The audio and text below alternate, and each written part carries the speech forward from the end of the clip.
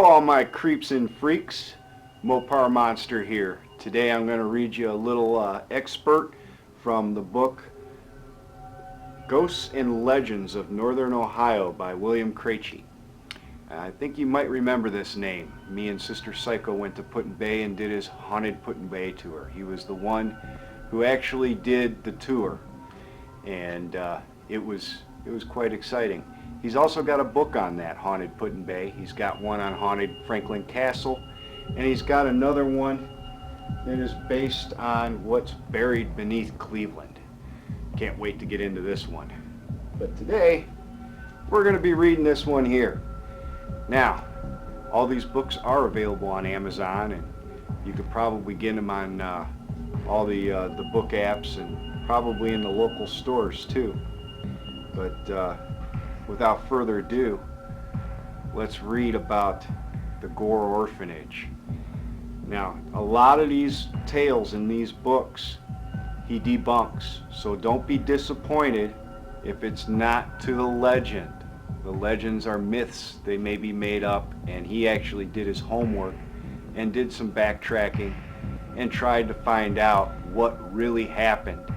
So he puts legend to tall tale.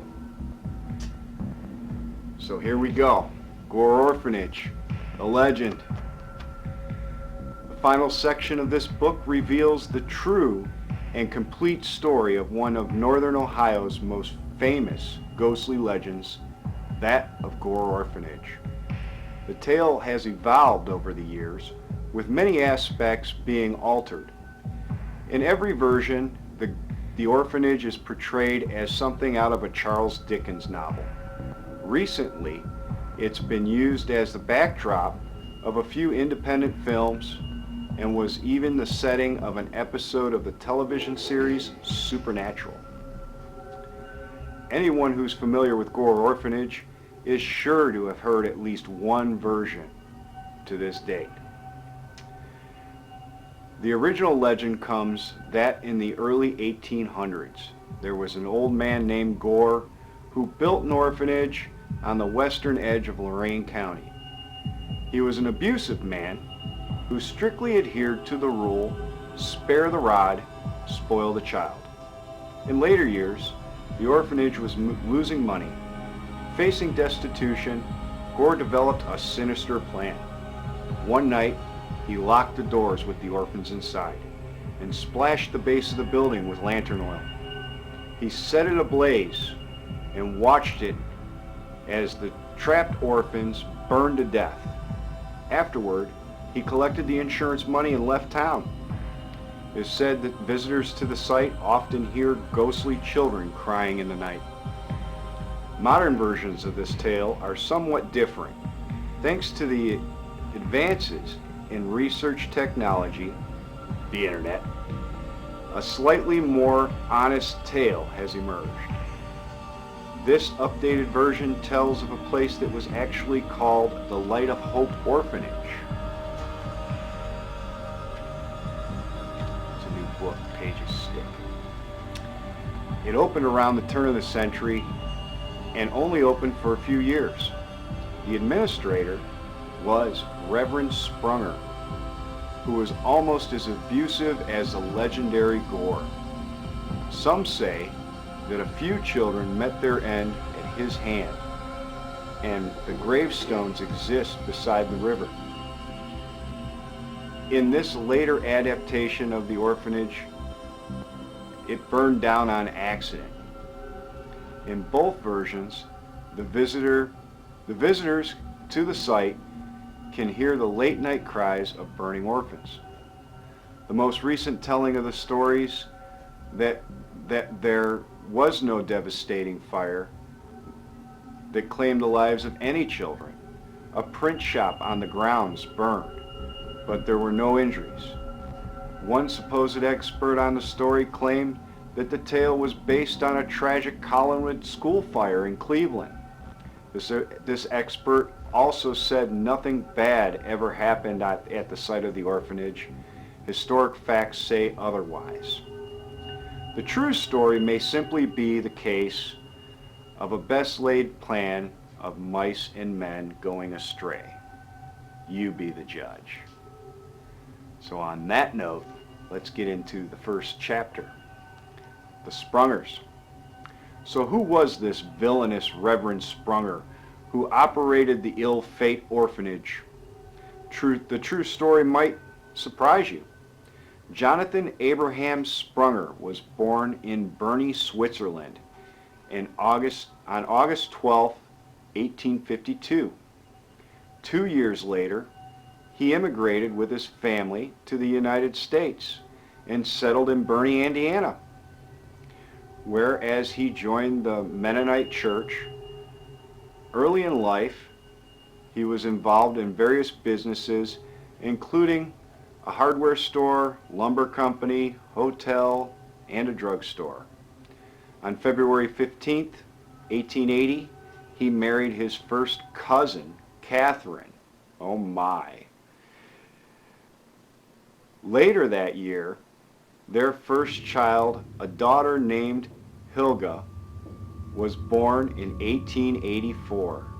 Catherine gave birth to a stillborn child named Edmund, who they buried at the First Mennonite Church Cemetery 3 years later. Hilga died unexpectedly and was laid to rest beside her brother. In 1889, the Sprungers returned to Switzerland, where they had learned about a deaconess movement of fostering children. It was at this time that John was ordained as a Mennonite minister. While there, Catherine had another child who was stillborn. The Sprungers returned to Indiana in 1890, and the following year their son Salem was born. Sadly, his life was short. He died 1 year later and was entered beside his brother and sister. Chapter 2, The First Orphanage. Shortly after returning to Indiana, the Sprungers ordained a number of women as deaconesses and established the Light of Hope Society. These women traveled to Chicago and worked as missionaries. On April 1st, 1893, the Light of Hope Orphanage opened in Bern, Indiana, with the admission of 2 children from Chicago, named Leo and Josephine. Over the next few years, additions were constructed on the faculty to accommodate the growing number of children. In the early morning hours of April 19, 1899, a fire broke out on the 3rd floor of the girls' dormitory, which was called Jerusalem. Most of the children were able to escape through a window to the roof of the 2nd floor porch, but 3 of them weren't as lucky. According to the newspapers, these girls who were killed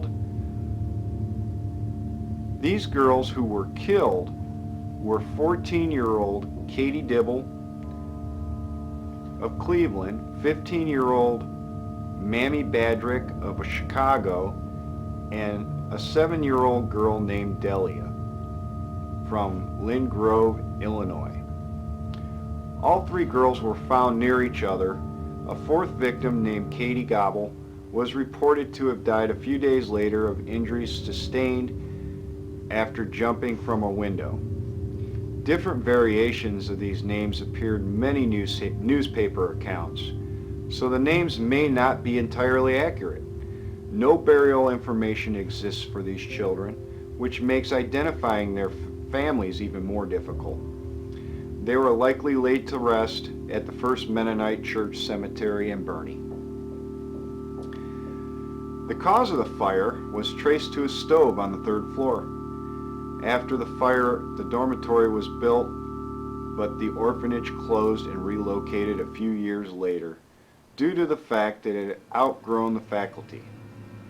Later statements claimed that the move was a result of friction between Reverend Sprunger and the citizens of Bern over his poor management of his institution. Thus brings us to the chapter of Lorain County. In 1903, John Springer, through the title of the Children's Rescue Society, purchased approximately 500 acres of farmland in Brownhill and Henrietta Townships in western Lorain County. Some have claimed that the road bisecting this property was called Gore Road. That name wasn't applied until many years later. The institution was composed of many different farms. The caretaker's house was built years earlier by William Denham. Nearby was a 3-story building that was used as a print shop for the publishing of the organization's newsletter, The Light of Hope Monthly. At the top of the hill and to the south was a boys' home, an original Hughes house. The girls' school was located further east in the former Joseph Howard home. After the Sprunger family moved to Vermilion, Helga Sprunger's remains were exhumed from the First Mennonite Church cemetery and re-entered on the grounds of the new orphanage. The faculty, which housed 120, was primarily an agricultural school that taught farming.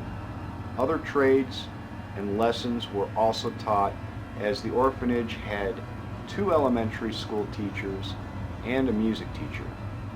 Children, whether they were orphaned or not, were welcomed at the home. Their ages ranged between 2 and 17, and all the ethnics were welcome.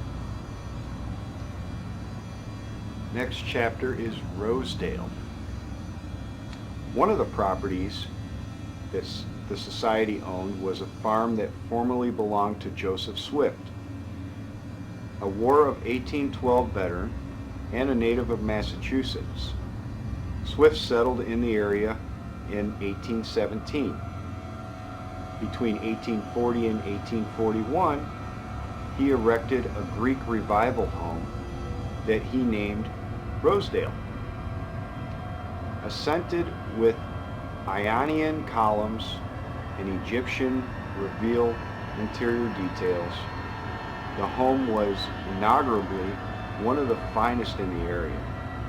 The beautiful home featured outbuildings, gardens, creeping myrtle, and a bliss gatepost. In 1867, the property was purchased by Nicholas Wilbur family. It had been said that the Wilburs were spiritualists and that they held seances in the house. Other stories claim that 4 of Wilbur's grandchildren died at the house in January of 1893 and were hastily buried on the property. In truth, they died at the home of their parents, Miller and Haiti Wilbur, in Berlin Township, where they were buried at the Maple Grove Cemetery, not far from where the angel statue once stood. There is no evidence that the Wilburs ever held seances in that house. It should be noted that the Light of Hope Orphanage only owned the adjoining farmland in the barn. Rosedale itself belonged to Fred J. Harpster, but the building sat empty and fell into despair. Now, we're getting into another subject here. He kind of goes back and forth on some of the details of Gore Orphanage because a lot of them came from other areas. You remember he talked about the Collinwood school fire, which I think happened many years after this all went down. Well, now he goes into talking about another one right over here in Cleveland, Deaconess Hospital. Something that's been left out of the Gore Orphanage story until now is the fact that the society also owned a hospital in Cleveland nearly 10 years before the orphanage opened in Lorain County. On October 4th, 1894, the Deaconess Hospital opened at 163 Jennings Road. The building was covered from a 3-story home I'm sorry, I read that wrong. The building was converted from a 3-story home owned by a woman named Overholt of Pittsburgh and was able to accommodate 25 patients. It should be noted that this institution was not affiliated with Deaconess Hospital on Pearl Road. For nearly 4 months, the charitable organization operated without incident, though concerns were voiced by the neighbors that the building wasn't suitable for use as a medical faculty. The building had no fire escapes, and the stairs were too narrow and steep. Only one winding stairwell led to the 3rd floor. That sounds like a bit of a fire hazard to me. One morning, February 1895, everyone's worst nightmare was realized. At around 10:30 a.m., smoke was seen coming from the basement, and the alarm went out. The hospital was evacuated, but the flames quickly spread and soon blocked the only stairwell leading to the 3rd floor. Before long, a crowd had gathered on the street in front of the building. They helplessly watched in horror as a deaconess nurse appeared in the front window of the 3rd floor. The fire was growing behind her, and escape seemed impossible. A minute later, she turned and resigned herself into the flames. As the fire brigades arrived and gained control of the blaze, the bodies of the victims were soon discovered. Near the back stairwell on the 2nd floor was the body of Jacob Cross, who recently had been admitted with a skull fracture and a concussion. On the 3rd floor, firefighters discovered the remains of 8-week-old Walter Clark, whose mother had left him at the hospital a week earlier. In front of the room, on the same floor, were the lifeless bodies of Minnie Balmer and William Altmeyer. Altmeyer had been admitted with a fractured hip and was strapped to his bed to prevent his hip from breaking again. Balmer, a nurse, was attempting to remove the straps when she was overcome by the flames. All were killed by smoke inhalation to save Balmer, who died of extensive burns, and in the end it was determined that a faulty furnace was to blame. 4 months later, the Deaconess Hospital reopened in a new faculty on University Avenue. Excuse me. The previous hospital, though greatly damaged by the fire, was rebuilt and served as a private residence for a number of years. In 1913, it was again converted into a medical faculty and became Grace Hospital.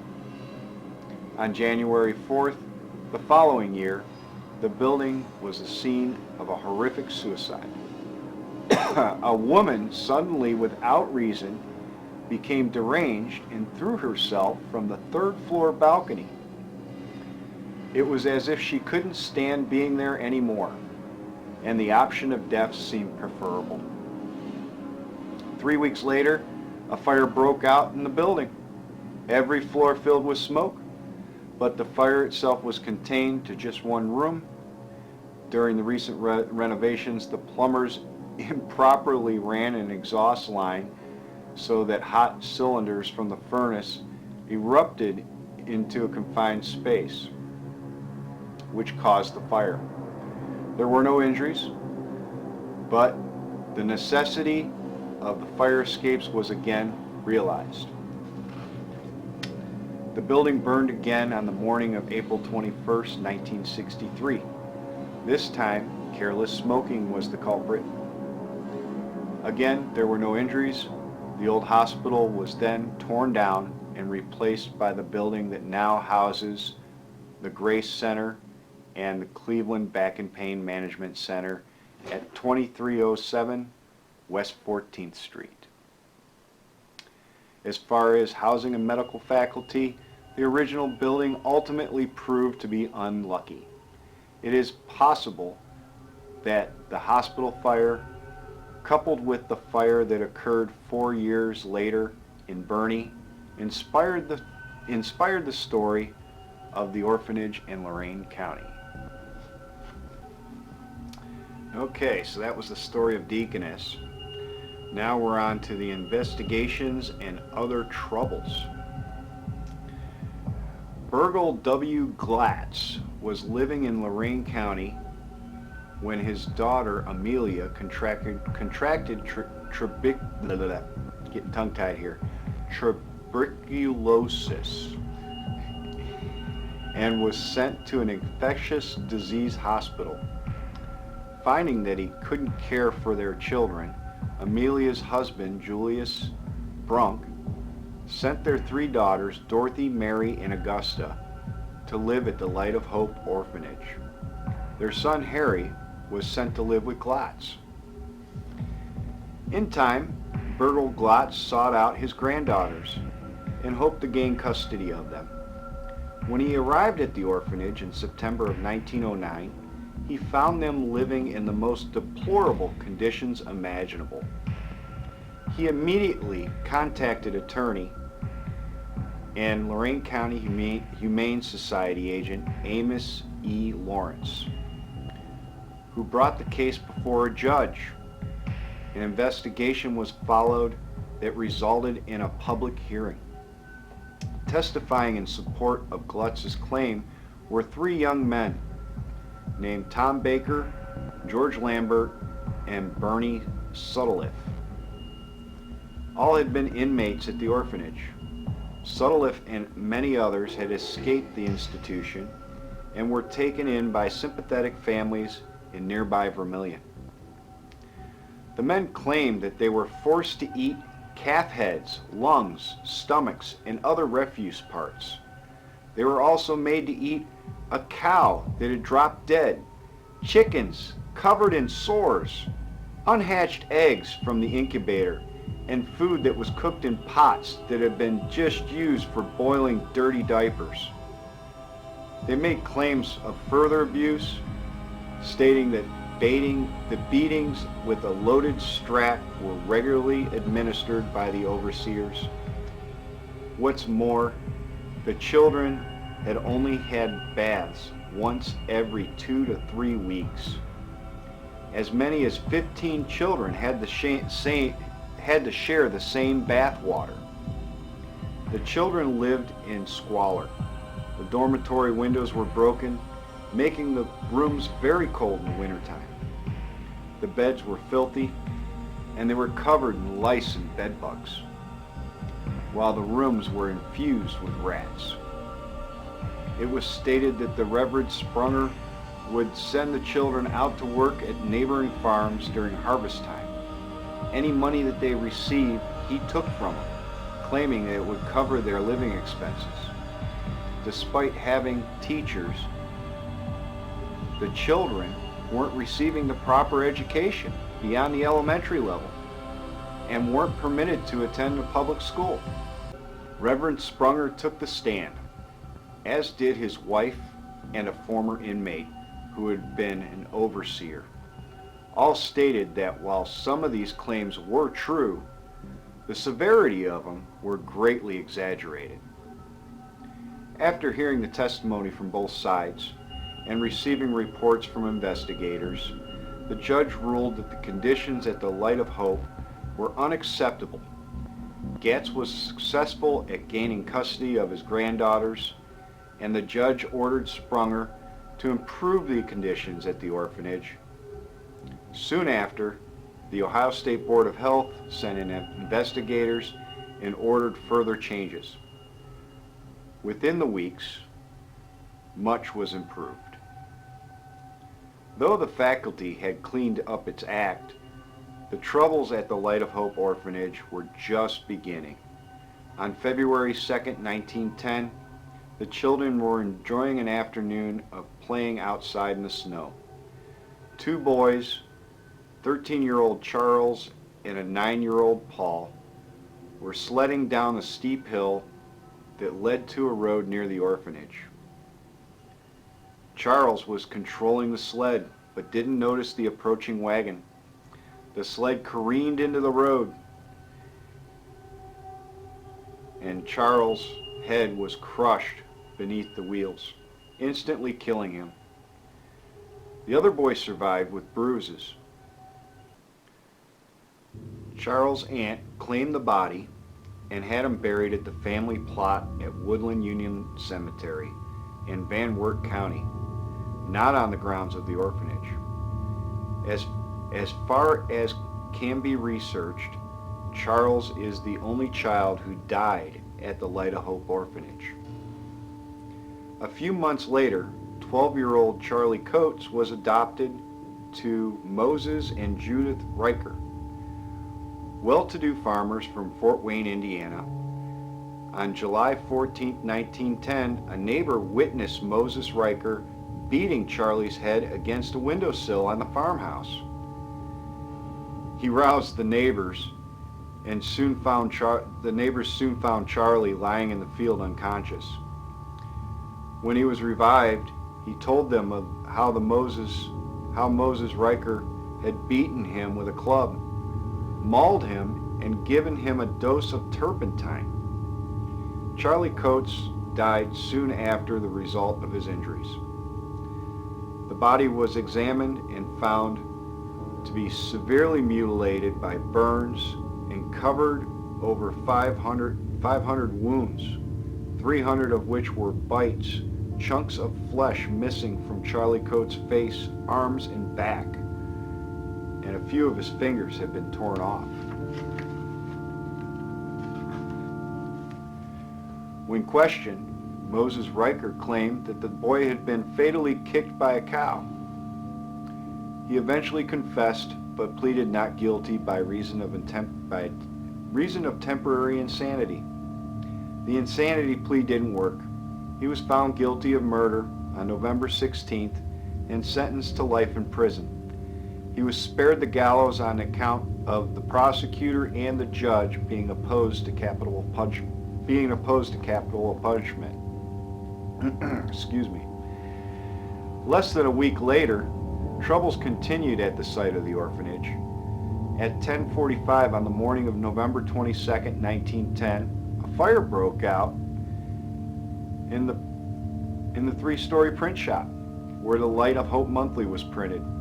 Fortunately, nobody was in the building at the time of the blaze, which resulted in damages excess of over $8,000. This caused major financial loss as the building was uninsured. It was later found that the fire had started in the engine room. And we got the chapter, The Orphanage Meets Its End. On September 10th, 1911, John Sprunger retired and signed over the title of the orphanage to the Cleveland Bible Institute Training School. Less than three weeks later, John Sprunger suffered a stroke and died. Katrina Sprunger had her husband's remains buried in the Mennonite Reformed Evangelical Cemetery in Bernie, Indiana. She had their daughter Helga's remains exhumed and returned to Indiana so that she could take her side by her father. The Light of Hope Orphanage closed on July 1916.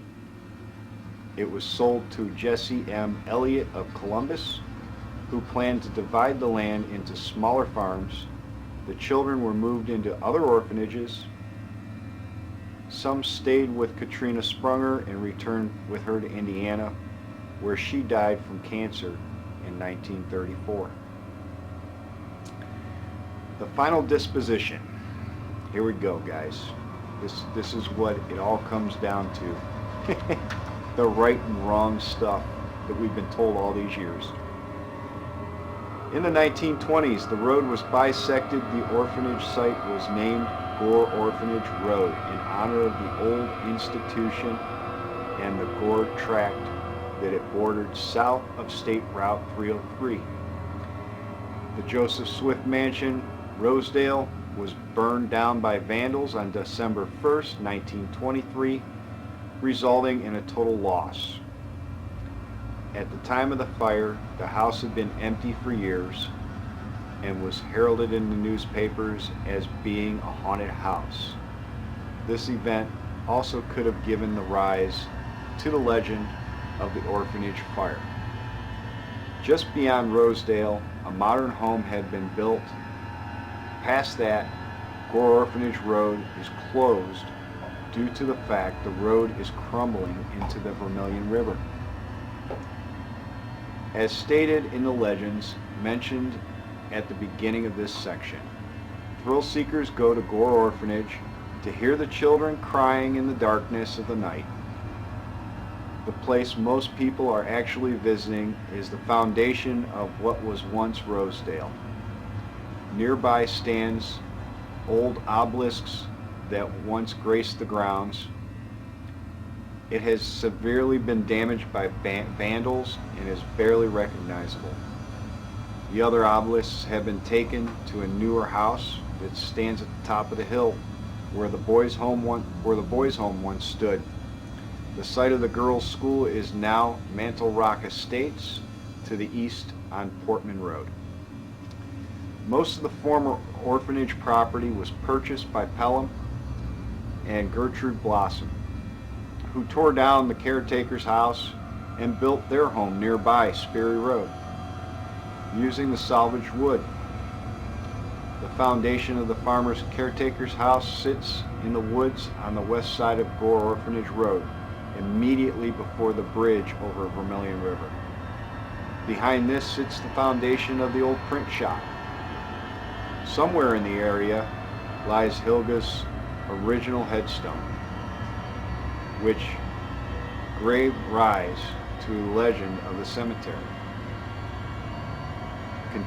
containing orphans or children in the Wilbur family being located on the ground. That's it. So if you want to know more about the legends in northern Ohio, this is the book to get, guys. It's kind of cool. It sucks that they're all debunked and some of it's not true, but he does have some in here that actually are true. And some of the ghost tales are still going on today.